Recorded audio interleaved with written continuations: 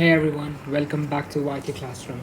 So today we're looking at Igcse Economics 0455, Paper 1, Variant 2 from Feb March 2017, question number 1 to question number 15. Let's start. The first question is from chapter 1, that is the basic and factors of production. So it says that a person bought a shop and stocked it with fresh fruit. He employed one member of family to help in his job. What factors of production have been used? Now you see that as he bought a shop, there is capital, and you have fresh fruit, so it's land. You employ, so you have labor, and since a person does, he organized everything. He himself is an entrepreneur. So there has been enterprise, there has been capital, land, and labor. So the correct answer is D. Alright, let's move on. The diagram shows the production possibility curve for a country. As a result of increase in demand for manufactured goods, it moves from a situation of unemployment to full employment. Now remember, our production possibility curve shows that how much can you produce and how much are you currently producing. Since it says that move from unemployment, that means you are producing below your maximum capacity to full employment, and it's only for manufactured goods. So the likely point, that is F, shows unemployment, and F to G is likely show to increase in production of manufacturing goods, while not a significant increase in production of agriculture. So hence the correct answer should be F to G. Do we have option? Yes, we do have an option of C, which is F to G. Let's move on. The diagram shows the choices for an individual between leisure and earnings. He currently earns $25 a day. What is the opportunity cost if he accepts more work and earns $75 a day? Now remember, opportunity cost is the next best alternative for gone. And if he chooses to earn, instead of 25, 75, that means the 2 point, this is 25 and this is 75. So to earn his increased income, he needs to sacrifice about 18, from 18 to 6, which is 12 hours of leisure time. So he's sacrificing 12 hours of leisure time for $50 increase in pay and earn 75. Hence, the opportunity cost is 12 hours of leisure time. Then, what is an example of market failure? A growth of competition is not an example of market failure, rather it is encouraging the market. A spread of pollution, yes, because pollution is essentially external cost, and external market failure is essentially occurring when your external costs are exceeding external benefits.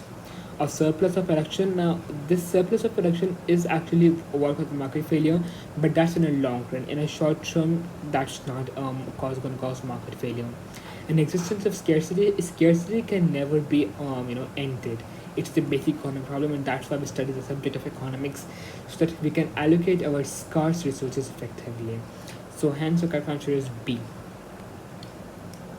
What will be the impact on the market of oil for the closure of the world's largest oil field for maintenance work? Now, a movement down the supply curve. A movement down the supply curve occurs when there's an increase in the price, and there's going to be increase in supply as well. But here, since the field is closed and supply are going to decrease, so this is not correct. Then let's look at the last option, which says a shift of the supply curve to the right. Again, supply curve to the right means there's an increase in supply, but here there's going to be a decrease in supply. A shift of demand curve to the left, demand is not going to increase due to field closing down. A movement of the demand curve. Yes, this is essentially the correct option, since when your supply decreases, your price is going to rise, and when your price increases, your demand is likely to be affected as well. It's going to move up the demand curve. If you guys want me to show you that, this is your curve and this is your demand curve, a very rough diagram. So it's going to essentially move like this upwards due to the increase in price. Since this was the initial price at this approximately, and this is a new price, so it doesn't increase, it moves up, where less quantity is being traded, demanded, if you like to use that. The diagram shows a market for rice that is in equilibrium, demand equaling supply. Which area shows the total revenue for rice farmers? Now, for this question, the correct answer should be B, which is your price into the quantity, your equilibrium quantity into your price. So we have O, V, X, and Y. So O, V, X, Y is the correct answer. Oh, my bad, I'm sorry for that. Then let's move on. Question number 7. A product has a price elasticity of demand that is greater than 1. Now, it's highlighting something that shows greater than 1 should be elastic demand. What will happen to the total revenue if the price of the product is reduced by 3%? Now, a point to remember here is that when your demand is elastic, your price and demand move in opposite directions. So when you actually decrease the price, your revenue increases. Your total revenue increases, hence the correct answer is D, that it will rise. Why are some assembly workers poorly paid? A fairly easy question, because they're unskilled. The work which requires less skills, which involves less skills, is often less paid. Moving on, the diagram shows changes in income for selected occupations. What can be concluded? Car assembly workers and builders earned the same in 2015. No, it is significantly changed in income, so this option is absolutely baseless. Everyone was better off in 2015 than 1995. No, again, since it's a -5, so not everyone was better off. Nurses earn less than teachers. Now, this option often confuses many students, but this is not the correct option because here it is showing the percentage change, it's not showing your actual value. Secondary sector workers receive the highest percentage increase. Yes, this is correct. Since you see the car assembly workers and builders, they're 110, whereas teachers and nurses only have 60 and 30. So the correct option is D. The table shows how three people spend their income. Put the three people in the most likely order of income from the lowest to the highest income. Now, to find out about the first thing, like the first person and the lowest person, we need to know who spends the most on food and housing, because a poor person likely to spend highest proportion of their income on food and housing. So here you can say 60% person X spends 60% of food and housing, so he's likely to have the lowest income. And then you have 30% of person Z, and then 20. So person Z, X, Z5. You can also check in terms of travel and leisure and luxury goods. The richest people spend more on their time on travel and leisure and luxury goods, whereas the poor most spend more on food and leisure. Now, what is usually a function of trade union? It advertises the products. No, it does not advertise the products. It's not usually advertising the products. In some cases, it does, because when they advertise, there can be increased demand, and with this increased demand, there'll be more. There's a chance for higher wages and more job security. But this is not a usual function. It conducts negotiations with employees for increased wages. As we know, that this is the main function of a trade union, to negotiate with employees for increased wages. A firm's aim is to become a monopoly supplier. What policy is likely to eliminate competition? That means to remove competition from the market. Okay, adopt price reductions and advertising is likely to be the correct option. Let's read the other options. Avoid diseconomies of scale. It's not diseconomies of scale means that you're likely to increase prices, but you cannot directly avoid it and eliminate competition.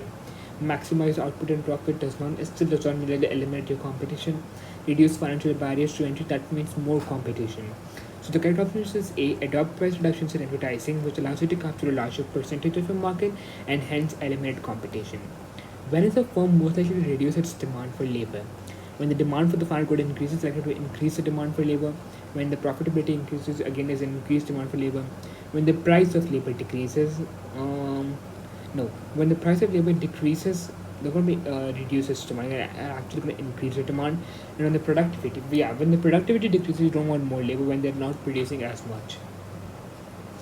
Okay, now this seems a question from economies of scale. Okay, the high volume of goods sold by large markets enable them to reduce prices. But the most important advantage that these businesses have is that they can sell non-food items as well as food. So, what economic result does this statement suggest are available to large supermarkets? So, here we can see that they're talking that being large allows them to reduce prices. Clearly, economies of scale, and they can sell non-food items as well as food items. And this is an essential example of diversification. Hence, the correct option is A, which is economies of scale and diversification. A firm produces 5 units of output at an average cost of $20 per unit. The cost of 6 units is $26. What is the average cost of 6?